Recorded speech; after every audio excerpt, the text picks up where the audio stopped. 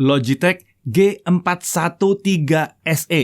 Ini adalah keyboard gaming dari Logitech G dengan fitur-fitur esensial untuk gaming. Dan tentunya ini adalah sebuah keyboard mechanical dengan harga yang terbilang terjangkau.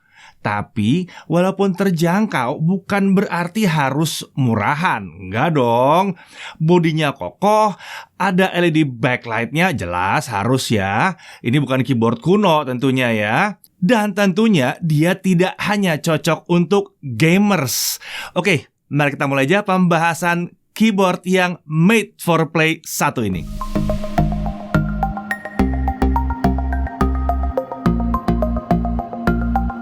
Oke, keyboard Logitech G413 SE ini baru diperkenalkan di awal tahun 2022 ini. Ada dua versi, ada versi yang full size seperti yang di depan saya, dan ada juga versi TKL alias keyboard tanpa numpad, jadi lebih kecil ya. Logitech menyebut kalau perbedaan keduanya cuma terletak di tidak adanya numpad aja dan tombol print screen, scroll lock, serta pause break saja. Sementara dari sisi fitur dan spesifikasi umum tidak ada perbedaan. Nah, versi yang kita tes ini yang versi full size tentunya ya. Kita lihat dulu spesifikasinya. Dimensi 435 x 127 x 36,3 mm. Bobotnya 780 gram. Koneksinya kabel non-detachable ya, jadi nggak bisa dicabut-cabut.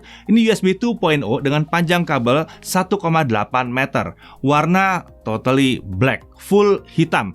Backlightnya LED warna putih, perky lighting. Jumlah tombol tentu 104, switch-nya adalah tactile mechanical switch, actuation force-nya adalah 50 gram force. Actuation distance-nya adalah 1,9 mm dengan total travel distance di 4 mm. Nah, kalau dilihat, ini switch-nya warnanya coklat. Memang mirip-mirip dengan brown switch pada umumnya. Mau dengar bunyinya kayak gimana? Kurang lebih kayak gini.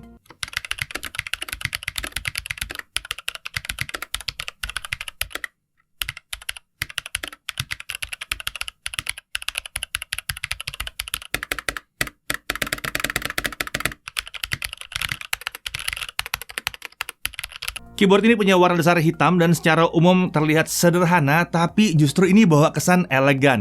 Bodinya kokoh karena penampang atas keyboard ini pakai bahan aluminium, jadi benar-benar kokoh ya. Ini penting untuk durabilitas keyboard karena biasanya keyboard itu kan bukan dibeli buat 1-2 tahun pakai aja. Umumnya bisa lebih panjang, mungkin 4-5 bahkan lebih, atau ya mungkin ya sampai bosan aja ya.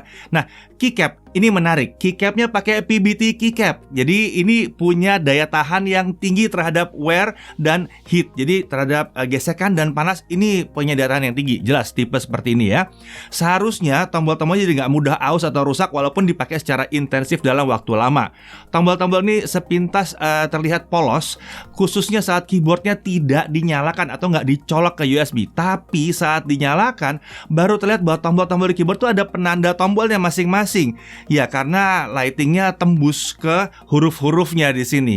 Nah, terkait LED backlight, ini memang warnanya hanya bisa putih aja ya, bukan RGB. Tapi ya, ini kan keyboard terjangkau, jadi nggak ada masalah, wajar aja. Backlightnya ini punya 3 tingkat kecerahan, bisa diatur langsung dengan menggunakan kombinasi function plus F1 atau F2 di keyboard. Dan kalau perlu, backlight ini juga bisa dimatikan. Menariknya, backlight ini bisa memiliki efek tata cahaya yang sederhana seperti ada 5 efek di sini yang bisa dipilih dengan tombol function plus F12. Selain untuk pengaturan backlight, kombinasi tombol function ini juga bisa untuk beberapa hal yang lain seperti pengendalian multimedia, pengendalian volume audio perangkat juga bisa. Lalu ada juga kombinasi function plus Windows key yang bisa digunakan untuk mengunci tombol Windows. Ini mencegah supaya tombol Windows-nya bisa nggak sengaja tertekan pada saat main game. Ya, gaming keyboard banget ini ya. Nah, beralih ke aspek gamingnya yang benar-benar gaming, ini mechanical switch-nya ini tipe tactile yang digunakan di keyboard ini memang biasanya disukai oleh gamer karena adanya feedback yang dihasilkan saat tombol ditekan.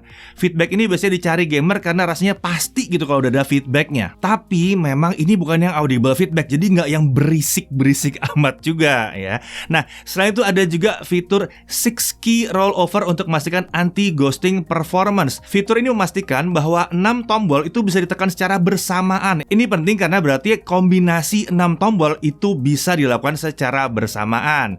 Tapi kita lihat nanti apakah benar cuma 6. Kemudian untuk penggunaan, saat kami coba untuk penggunaan sehari-hari, kami merasa bahwa keyboard ini tidak membutuhkan masa adaptasi karena layout spacing antara tombolnya itu standar lah ya, sama dengan keyboard pada umumnya. Hanya saja terkait tingkat kemiringan keyboard ini, kami rasa standarnya itu sudah cukup. Tapi kalau dirasa kurang, ada kakinya lagi, jadi kita bisa bikin dia lebih miring lagi. Cuman kami rasa kalau bisa lebih tinggi lagi akan lebih asik lagi ya. Sementara itu untuk konstruksi keyboard ini rasanya kokoh banget sih memang ya. Tidak terasa mudah bergerak atau bergeser saat dipergunakan. Ya salah satunya karena adanya bantalan-bantalan karet di bawahnya juga. Feel tactile keyboardnya juga cukup terasa, bahkan kalau dibandingkan dengan switch tipe tactile yang biasa kami gunakan, di sini nih sedikit lebih terasa ya. Hal ini mungkin karena switch ini relatif lebih berat sedikit dibandingkan kalau kalian memilih switch yang coklat yang lainnya. Nah, kalau bicara soal switchnya, sayangnya memang hanya ada satu tipe switch.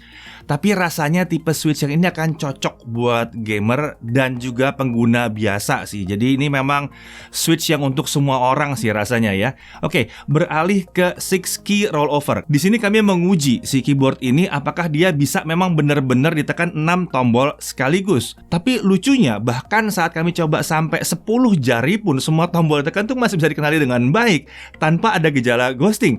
Saat tes difokuskan ke tombol WASD yang umum digunakan buat gamer, kami juga tidak mendapati adanya tombol lain yang tidak terbaca saat keempat tombol itu dipencet bersamaan terus-menerus. Ini lucu ya. Sekilas ini rasanya seperti N key rollover. Ya sudahlah, janjinya 6 key, kalau dapatnya lebih ya lebih bagus ya. Kemudian terkait software pendukung, Logitech menyebutkan kalau tidak ada software untuk keyboard ini. Saat kami coba, memang Logitech G Hub itu tidak mendeteksi keyboard yang satu ini.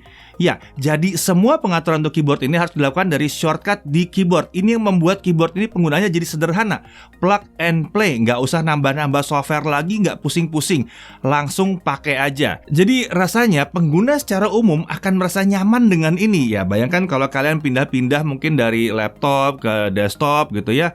Nggak usah nambah-nambah software lain. Ini keyboard yang ya udah tinggal pakai aja begitu ya. Nah, untuk harganya, versi yang full begini yang lebar ini adalah 999.000 harga resminya. Sementara itu untuk versi TKL ada di 879.000.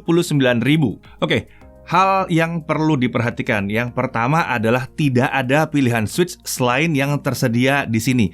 Jadi ya nggak ada opsi mau pilih warna apa, nggak ada. Cuma satu tipe doang di sini. Kemudian berikutnya, kabelnya ini emang nggak bisa dilepas dan memang nggak bisa diarahkan terlalu banyak karena emang keluar dari belakang. Biasa kan ada yang keluar dari bawah terus ada alurnya gitu ya. Kalau ini nggak, ini klasik standar di sini.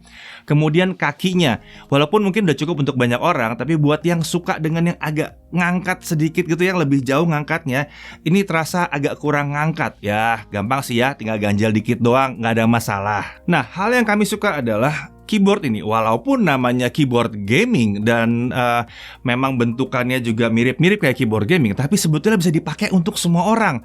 Nyaman, bukan berarti ini nggak enak dipakai ngetik. Ini nyaman, ada yang mau bikin skripsi mungkin butuh ngetik panjang, ini enak banget. Backlit-nya ada dan penampilannya juga keren. Kalau mati itu kelihatan full black begitu, keren banget. Kalau dinyalakan juga terlihat tombol-tombolnya nyala gitu ya. Keren banget, huruf-huruf nyala seperti itu. Dan kita masih punya beberapa mode dalam pencahayaan backlit-nya ini. Dan backlit-nya ini jelas banget. Lalu yang penting lagi ya, keycaps-nya ini tipe PBT. Ya agak jarang ya tipe PBT di bawah 1 juta ya. Ini pakai PBT loh semuanya udah. Jadi nggak perlu pusing-pusing lagi. Pakai aja dalam jangka waktu yang lama, harusnya mantap. Lalu yang berikutnya lagi yang kami agak bingung sebenarnya ya. Katanya 6 key rollover, tapi somehow kita nyobain kok rasanya banyak tombol yang bisa dipencet di sini ya. Jadi ya anggaplah kalau emang benar terjadi seperti itu, ya itu ekstra ya. Ya jadi walaupun dia made for play katanya, tapi keyboard ini bukan cuma nyaman buat gamers. Gamers sudahlah pasti ini nyaman buat kalian ya. Tapi ini juga buat kebutuhan secara umum, mengetik jelas ya. Apapun itu mau ngetik dalam jangka waktu yang lama akan nyaman di sini.